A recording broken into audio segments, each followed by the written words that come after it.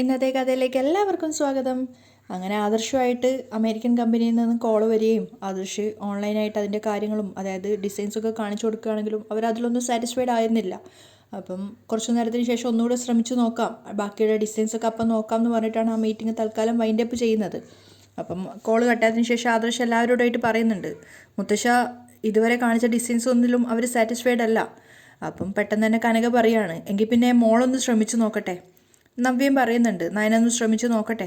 അങ്ങനെ നയനയും കൂട്ടിക്കൊണ്ട് അവർ പോകുമ്പോൾ ദേവയാനി ജയനോട് ചോദിക്കുന്നുണ്ട്, ഇതുവരെ വരച്ച ഡിസൈൻസിലുള്ള അമിതമായ കോൺഫിഡൻസ് ആണോ അവൾ ഈ കാണിക്കുന്നത്? അപ്പം ജയനും പറയുന്നുണ്ട്, അതൊരു ചെറിയ കാര്യമല്ലല്ലോ ദേവയാനി. അപ്പോഴേക്കും ആദർശിന് വീണ്ടും കോള് വന്ന് ആദർശ് സംസാരിക്കുകയാണ്. അയാൾ ബാക്കിയുള്ള ഡിസൈൻസൊക്കെ കാണിച്ചു കൊടുക്കാൻ പറയുന്ന സമയത്ത് ആദർശ് വീണ്ടും കുറച്ച് ഡിസൈൻസ് കൂടെ കാണിച്ചു കൊടുക്കുന്നുണ്ട്. പക്ഷേ അതിലൊന്നിലും അയാൾ ഇമ്പ്രസ് ആവുന്നില്ല. അതേസമയം നയനയും കൂട്ടിക്കൊണ്ട് പോയിട്ട് കനകയും നവ്യയും കൂടെ മോട്ടിവേഷൻ കൊടുക്കുകയാണ്. നയനക്ക് ചെറുതല്ലാത്ത രീതിയിലൊരു പേടി ഉണ്ടായിരുന്നു, കാരണം ആദർശ് അങ്ങനെ ചടപ്പിച്ചത് കൊണ്ടാണ്. മാത്രമല്ല നവ്യ പറയുന്നുണ്ട്, ഇത് നീ ഒരു വാശിയായിട്ട് കാണണം, എങ്ങനെയെങ്കിലും നീ ഇതിൽ വിജയിക്കണം. അപ്പം നയനെ സംശയിച്ചിട്ട് പറയുന്നുണ്ട്, എന്നെക്കൊണ്ട് ഈസി ആയിട്ട് കഴിയാവുന്ന കാര്യമാണെങ്കിൽ ആദർശേട്ടൻ തന്നെ പറഞ്ഞേനെ ശ്രമിച്ചു നോക്കാൻ. ഇത് പറ്റാത്തത് കൊണ്ടാണ് എന്നെ നിർബന്ധിക്കാഞ്ഞത്. അപ്പം കനക പറയുന്നുണ്ട്, എൻ്റെ മോളെ ആദ്യമായിട്ട് മോള് ഡിസൈൻസ് വരയ്ക്കുമ്പോൾ മോൾക്ക് അറിയാമായിരുന്നോ അത് മോളെ കൊണ്ട് പറ്റുമെന്ന്? അപ്പോൾ പിന്നെ ശ്രമിച്ചു നോക്കുന്നത് കൊണ്ട് എന്താ കുഴപ്പം? നയന ആകെ കൺഫ്യൂഷനായിട്ടാണ് ഇരിക്കുന്നത്. അപ്പം നവ്യം പറയുന്നുണ്ട്, ഇവിടെ നിന്നെ കൊച്ചാക്കാൻ ശ്രമിച്ചത് എൻ്റെ അമ്മായി അമ്മയാ, അതുപോലെ നിൻ്റെ അമ്മായി അമ്മയും ഒപ്പം നിന്നു, അതുകൊണ്ട് അവരുടെയൊക്കെ മുന്നിൽ ജയിക്കേണ്ടത് നിൻ്റെ ആവശ്യമാണ്. അപ്പം കനകയും പറയുന്നുണ്ട്, ദേ അതിലുപരി ഇപ്പോൾ ആ ഡിസൈൻസ് മോള് വരച്ചു കൊടുത്താൽ അത് മൂർത്തീസ് ജ്വല്ലറിക്ക് ഒരുപാട് ഗുണം ചെയ്യും മോളെ. നയന ഇങ്ങനെ കൺഫ്യൂഷനോട് കൂടി അമ്മയും ചേച്ചിയെ നോക്കുകയാണ്. അപ്പം കനക വീണ്ടും മോട്ടിവേഷൻ കൊടുക്കുകയാണ്, മോളെ അല്ലാതെ നമ്മളെക്കൊണ്ട് എന്ത് സഹായം ചെയ്യാനാ, നമ്മളെക്കൊണ്ട് പറ്റുന്ന കാര്യങ്ങൾ ചെയ്തു കൊടുക്കണ്ടേ. നവ്യം പറയുന്നുണ്ട്, ഇത് നമ്മുടെ പ്രസ്റ്റീജ് ഇഷ്യൂവാ, ഇനിയിപ്പോൾ സാധിച്ചില്ലെങ്കിൽ വേണ്ട, എങ്കിലും നമുക്കൊന്ന് ശ്രമിച്ചു നോക്കാമല്ലോ. അങ്ങനെ രണ്ടുപേരും മോട്ടിവേഷൻ കൊടുക്കുന്നതിനനുസരിച്ച് ഞാനൊക്കെ ചെറുതായിട്ടൊരു എനർജി വരുന്നുണ്ടായിരുന്നു. അപ്പോഴേക്കും കനക പറയുന്നുണ്ട്, എങ്കിൽ പിന്നെ നിങ്ങൾ രണ്ടുപേരും നോക്ക്, ഞാൻ അപ്പോഴേക്കും താഴെ പോയി അവർക്കൊക്കെ ചായ ഉണ്ടാക്കി കൊടുക്കട്ടെ, എല്ലാവരും അവിടെ തലപുകഞ്ഞിരിക്കുകയല്ലേ. കനക പോകുന്നതിനിടയ്ക്ക് വീണ്ടും പറയുന്നുണ്ട്, ദേ നയനമോളെ വരക്കാതിരിക്കരുത് കേട്ടോ. നയന സമ്മതിക്കുകയാണ്. അപ്പം നയന ഇങ്ങനെ ആലോചിച്ച് നിൽക്കുന്ന കണ്ടപ്പോൾ നവ്യ പറയുന്നുണ്ട്, ചിന്തിച്ച് നിൽക്കാൻ നിനക്ക് ഒരുപാട് സമയമൊന്നുമില്ല, ആ മീറ്റിംഗ് കഴിഞ്ഞിട്ട് വരച്ചു കൊടുത്തിട്ട് കാര്യമില്ല. അപ്പം നയന സങ്കടത്തോടെ പറയുന്നുണ്ട്, ഞാൻ ആദ്യമായിട്ടൊരു ഡിസൈൻസ് വരച്ചപ്പോഴും ആദർശേട്ടൻ അത് ഇഷ്ടപ്പെട്ടിട്ടില്ലായിരുന്നു, പിന്നെ കസ്റ്റമേഴ്സ് അതിനെ പുകഴ്ത്തിയപ്പോഴാണ് ആദർശേട്ടൻ നല്ലത് പറഞ്ഞത്. അത് കേട്ടപ്പോൾ നവ്യം പറയുന്നുണ്ട്, അതങ്ങനെ വരൂ, ഇവിടെയുള്ളവർക്ക് നിന്റെ വില അറിയില്ല, എന്നാൽ മറ്റുള്ളവർ അത് മനസ്സിലാക്കുന്നുണ്ട്. സത്യം പറഞ്ഞാൽ ഞാനിവിടെ ഒരു വേസ്റ്റാ, എന്നാൽ നീ അതുപോലെയല്ല, മൂർത്തീസ് ജ്വല്ലറിക്ക് ഏറെ ഗുണം ചെയ്യുന്നൊരു മരുമകളാണ് നീ. ചേച്ചി അനിയത്തിയെ പുകഴ്ത്തുകയാണ്. അവരെത്ര ശ്രമിച്ചാലും നിന്നെപ്പോലെ വേറൊരാളെ അവർക്ക് കണ്ടെത്താൻ പറ്റില്ല. അത് കേട്ടപ്പോൾ നയനക്ക് ഒരു സന്തോഷം തോന്നുകയാണ്. അപ്പം നവ്യ പറയുന്നുണ്ട്, വീട്ടിനകത്തേക്ക് കയറി വന്ന പൊന്നിൻ്റെ വില അവർക്ക് മനസ്സിലാവില്ല, എന്നാൽ നമ്മൾ ഇങ്ങനെ വേണം അവർക്ക് അതൊക്കെ മനസ്സിലാക്കി കൊടുക്കാൻ. അപ്പം നയനയും പറയുന്നുണ്ട്, എന്നാൽ ഞാൻ ശ്രമിച്ചു നോക്കാം. അങ്ങനെ നയന ഒരു ഡിസൈൻ വരയ്ക്കാനുള്ള തയ്യാറെടുപ്പിലാണ്. അതേസമയം അബിയെ മോട്ടിവേറ്റ് ചെയ്യുകയാണ് ജലജ. ജലജ പറയുന്നത് വെച്ചാൽ ലാപ്പിൽ നോക്കി ഗൂഗിളിൽ നോക്കിയിട്ട് പുതിയ പുതിയ ഡിസൈൻസ് എടുത്തിട്ട് വരയ്ക്കാൻ വേണ്ടിയിട്ടാണ്. അപ്പോൾ അതിന് വേണ്ടിയിട്ട് അബി ഇങ്ങനെ ട്രൈ ചെയ്തുകൊണ്ട് ഒരുപാട് സമയം നിൽക്കുന്നു. അത് കണ്ടപ്പോൾ ജലജക്കും ദേഷ്യം വരികയാണ്. അവർ പറയുന്നുണ്ട്, എടാ ഇതിൽ നോക്കിയിട്ട് പോലും നിനക്കൊരു ഡിസൈൻ വരയ്ക്കാൻ അറിയില്ലല്ലേ, അങ്ങനെയാണെങ്കിൽ അവർ നിന്നെ പുറത്താക്കിയതിന് കുറ്റം പറയാനൊന്നും പറ്റില്ല. അപ്പോൾ അബിക്കും ദേഷ്യം വരികയാണ്, ഒന്നും മിണ്ടാതിരിക്കമ്മേ, ഇത് പെട്ടെന്ന് അങ്ങനെ വിചാരിച്ച പോലെ കഴിയുന്ന കാര്യമല്ല, ഒരുവിധം ഡിസൈൻസൊക്കെ ആദർശേട്ടൻ ഇപ്പോൾ ഇതിനോടകം തന്നെ അവർക്ക് കാണിച്ചിട്ടുണ്ടാവും, അത്രയും ചെയ്യാൻ പറ്റാത്ത ഏതെങ്കിലും വെറൈറ്റി ആയിട്ടുള്ള ഡിസൈൻസ് വേണം തിരഞ്ഞെടുക്കാൻ. അപ്പം ജലജ പറഞ്ഞു കൊടുക്കുന്നുണ്ട്, എടാ ഇത് നിനക്ക് ദൈവം കൊണ്ടു തന്ന ഗോൾഡൻ ചാൻസാ, ഇവിടെ ഒരുത്തി എന്തൊക്കെയോ വരച്ച് എല്ലാവരെയും ഇമ്പ്രസ് ചെയ്തത് കൊണ്ടാണ് അവൾ ഇവിടുത്തെ ഏറ്റവും വലിയ പുള്ളിയായത്, ഇനി നിന്റെ സമയമാണ്, അത് നീ പരമാവധി പ്രയോജനപ്പെടുത്തണം. അപ്പോൾ അബിയും പറയുന്നുണ്ട്, അതിനാണല്ലോ ഞാൻ ശ്രമിക്കുന്നത്. അപ്പോൾ ജലജ ഇങ്ങനെ പിറുവിറുത്തോണ്ട് നിൽക്കുകയാണ്, എടാ ഇന്ന് എല്ലാവരും ഇവിടെ ഉണ്ട്, അവരുടെ എല്ലാവരുടെയും മുന്നിൽ നീ വിജയിച്ചാൽ പിന്നെ നീ മൂർത്തീസ് ജ്വല്ലറിയിലെ വെറും കൂലിക്കാരനല്ല, ചിലപ്പോൾ ആദർശിനേക്കാളും മുകളിലെത്തും. എടാ എന്ന് വെച്ചാൽ ഇത്തരം കമ്പനികളിൽ ഡിസൈനർമാർക്കാണ് ഏറ്റവും മൂല്യം, അത് നിനക്കറിയാലോ. അപ്പോൾ അബിയും പറയുന്നുണ്ട്, അതൊക്കെ എനിക്ക് അറിയാമേ, അതുകൊണ്ടാണല്ലോ ഞാൻ കഠിന ശ്രമം നടത്തുന്നത്.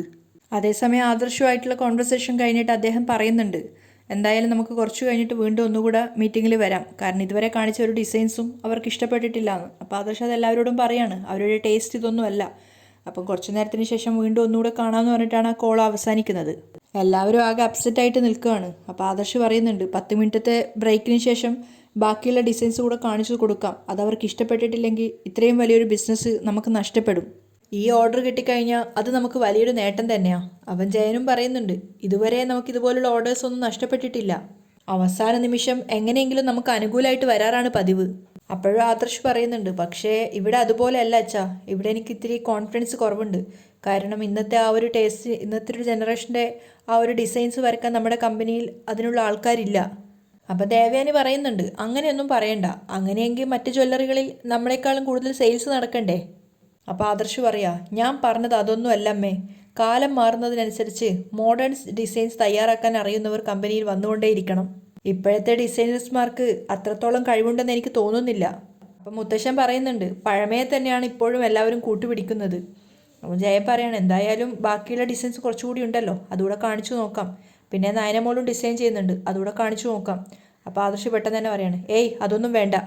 നേരത്തെ ഇതുപോലെ ഫോറിൻ കമ്പനീസിന് വേണ്ടി ഞാൻ അവളെ കൊണ്ട് ഡിസൈൻസ് വരപ്പിച്ചതാ. പക്ഷെ അത് തരക്കേടില്ല എന്നുള്ളൊരു അഭിപ്രായം പറയാം എന്നല്ലാതെ അവരാ ഡിസൈൻസ് ഒന്നും സെലക്ട് ചെയ്തിട്ടില്ല. അപ്പം മുത്തശ്ശൻ പറയുന്നുണ്ട് തരക്കേടില്ല എന്നല്ലേ അവർ പറഞ്ഞത്, അല്ലാതെ ഇഷ്ടപ്പെട്ടിട്ടില്ല എന്നൊന്നും പറഞ്ഞില്ലല്ലോ. അപ്പോൾ പിന്നെ അത് പോസിറ്റീവ് അല്ലേ മോനെ. ആദർശ് അതിന് മറുപടി ഒന്നും പറയുന്നില്ല. ജയനും അത് തന്നെയാണ് അംഗീകരിക്കുന്നത്. പക്ഷെ ദേവയാനിക്ക് വലിയ താല്പര്യമൊന്നുമില്ല. അപ്പോൾ ആദർശ് പറയുന്നുണ്ട് എന്തായാലും അവർ അടുത്ത മീറ്റിങ്ങിൽ വരുമല്ലോ, അപ്പോൾ നോക്കാം എന്താ സംഭവിക്കുക എന്നുള്ളത്.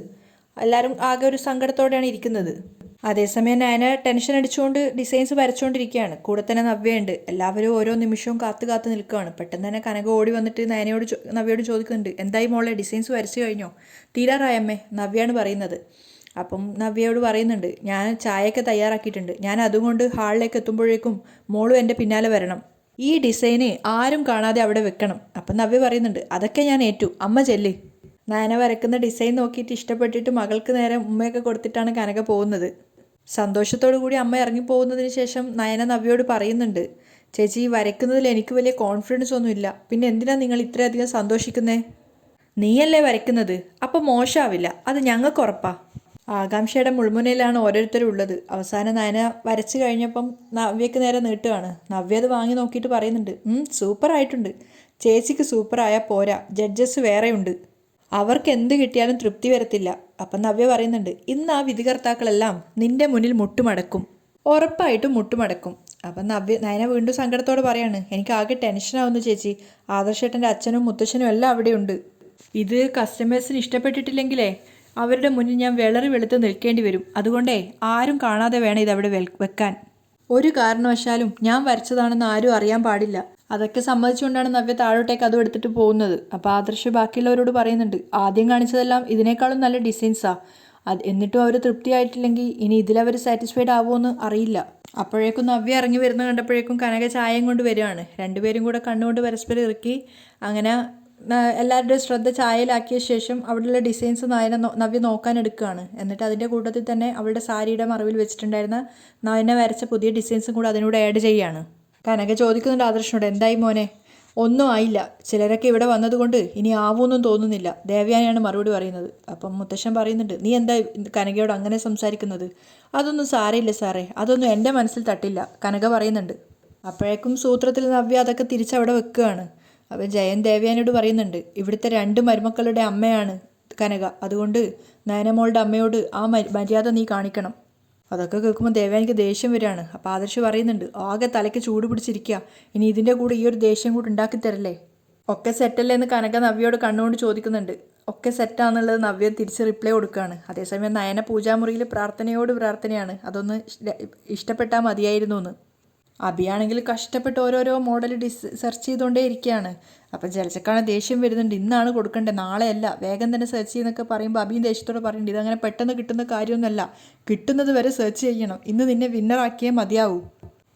അമ്മ ഇങ്ങനെ തുമ്പിയെ കൊണ്ട് പാറക്കല്ലെടുപ്പിക്കല്ലേ കേട്ടോ. അപ്പം ജലജയും പറയുന്നുണ്ട് നീ തുമ്പിയാണെന്ന് സമ്മതിച്ചല്ലോ, എന്നാൽ പിന്നെ ഇനി ആഗ്രഹങ്ങളും പറഞ്ഞുകൊണ്ട് വന്നേക്കരുത്, നിന്നെ കമ്പനിയിലെ സ്റ്റാഫാക്കിയെന്നും പരാതി പറയരുത്. എന്തായാലും ആദർശിന് മുകളിൽ നിന്റെ മുത്തശ്ശൻ ഇരുത്തത്തില്ല, എന്നാൽ അവന് തൊട്ടു താഴെ നിന്നെ ഇരുത്താൻ പറ്റുമെന്നാണ് ഞാൻ നോക്കുന്നത്. എനിക്കാണെങ്കിൽ 3 ബ്രാഞ്ചിൻ്റെ മേൽനോട്ടാണ് കൊടുക്കാൻ പോകുന്നത്. അവൻ്റെ കല്യാണം കഴിഞ്ഞാൽ പിന്നെ ആദർശും അവനും സമാ ഇടയിലുള്ള നീയോ അവരുടെയൊക്കെ ശമ്പളക്കാരൻ.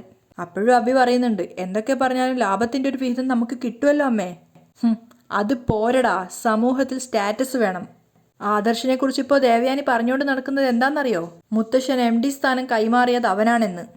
എന്ന് വെച്ച് അവൻ്റെ അച്ഛന് പോലും കൈമാറിയിട്ടില്ല. അതൊക്കെ വലിയ ക്രെഡിറ്റ് ആയിട്ടാ അവൾ കാണുന്നത്. ആ നേരത്തെ എന്നോട് ആരെങ്കിലും ചോദിച്ചാ അഭിമോനൊരു ക്യാബിനിലിരുന്ന് കണക്കെഴുതുവാന്ന് പറയേണ്ട ഗതികേടില്ല ഞാൻ. ഇനിയിപ്പോൾ ഞാനത് പറഞ്ഞില്ലെങ്കിൽ തന്നെ ദേവയാനി പറയും. കാരണം അവൾക്കതൊക്കെ വലിയ സന്തോഷമാണല്ലോ. ഇനി അടുത്തതായിട്ട് നിന്റെ താഴെയുള്ള അനിയെയും നിനക്ക് മുകളിലേക്ക് കൊണ്ടുവരാൻ അവളുടെ ശ്രമം, അതൊക്കെയാടാ എനിക്ക് സഹിക്കാൻ പറ്റാത്തത്. എടാ, നീ ഇതിൽ വിജയിക്കുവാണെങ്കിൽ പിന്നെ അനിക്കായിരിക്കില്ല 3 ബ്രാഞ്ചിൻ്റെ മേൽനോട്ടം. ആ സ്ഥാനം പിന്നീട് നിനക്കായിരിക്കും. കൊണ്ടുവന്നേ പറ്റൂ. അതിനുവേണ്ടി ഞാൻ വാദിക്കുവടാ. പക്ഷെ അതിനുള്ള അവസരം നീ ഉണ്ടാക്കി തരണം. ഞാൻ ശ്രമിക്കാൻ തുടങ്ങിയിട്ട് കുറേ നേരമായി, ഒന്നും നടക്കുന്നില്ലല്ലോ. അങ്ങനെ വീണ്ടും ഓൺലൈൻ മീറ്റിംഗ് ആരംഭിക്കുകയും അവരെ വന്ന സമയത്ത് ആദർശ് കയ്യിലിരിക്കുന്ന ഡിസൈൻസൊക്കെ അവർക്ക് കാണിച്ചു കൊടുക്കുകയാണ്. പക്ഷേ അവസാന നിമിഷം വരെ അവർക്കൊരു ഡിസൈനും വീണ്ടും ഇഷ്ടപ്പെടുന്നില്ല. എല്ലാവരും ടെൻഷൻ അടിച്ച് നിൽക്കുകയാണ്, ആ ഒരു ഓർഡർ കയ്യിൽ നിന്ന് പോവുകയാണെന്നുള്ള പേടിയോടുകൂടി.